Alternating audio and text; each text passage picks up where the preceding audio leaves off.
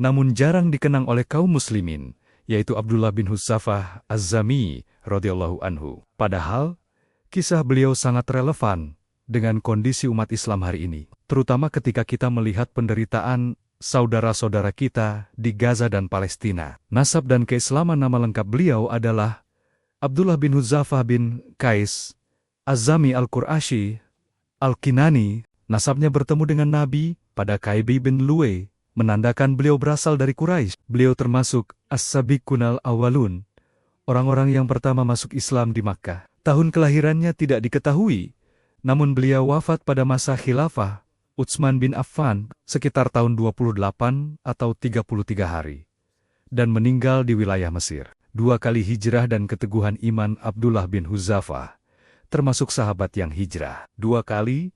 Pertama, hijrah ke Habasyah Ethiopia bersama rombongan Ja'far bin Abi Thalib. Kedua, hijrah ke Madinah. Beliau sebenarnya telah mendapatkan keamanan di Habasyah, namun memilih kembali ke Makkah demi dekat dengan Rasulullah, meski harus menghadapi siksaan.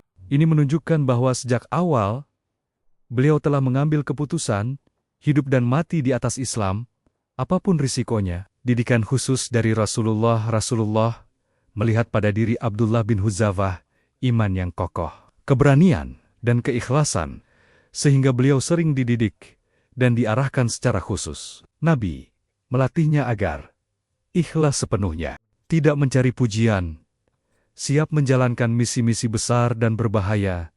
Karena itulah, Rasulullah memilih beliau untuk tugas-tugas strategis, termasuk membawa surat dakwah ke Raja Besar Dunia. Utusan Rasulullah kepada Kisra Persia, salah satu misi paling berbahaya adalah ketika Nabi mengutus Abdullah bin Hudzafah membawa surat dakwah kepada Kisra, Raja Persia, penguasa paling sombong saat itu.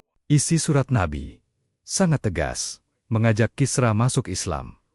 Namun Kisra justru merobek surat tersebut dengan marah. Rasulullah pun berdoa, semoga Allah merobek-robek kerajaannya. Doa itu benar-benar terjadi. Dalam waktu singkat, kerajaan Persia runtuh akibat konflik internal, hingga akhirnya jatuh ke tangan kaum muslimin pada masa Umar bin Khattab. Lebih dari itu, akibat peristiwa ini, Kisra mengutus Bazan, gubernurnya di Yaman.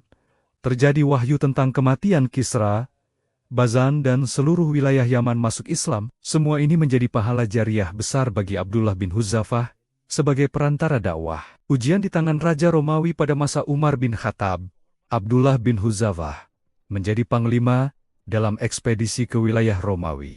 Pasukan muslimin tertawan, termasuk beliau. Raja Romawi Heraklius ingin menguji keimanannya. Ditawari setengah kerajaan Romawi, diancam akan dibunuh, disiksa dengan panah. Diperlihatkan tawanan muslim yang direbus hidup-hidup, dibiarkan lapar dengan makanan haram di hadapannya.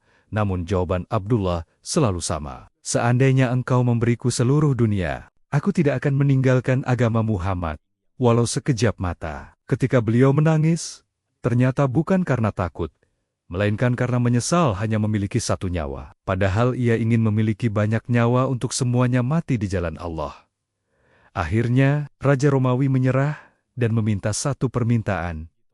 Cium kepalaku, maka aku bebaskan semua tawanan muslim. Abdullah bin Hudzafah menyetujui demi membebaskan ratusan tawanan muslim. Penghormatan Umar bin Khattab ketika Abdullah kembali ke Madinah.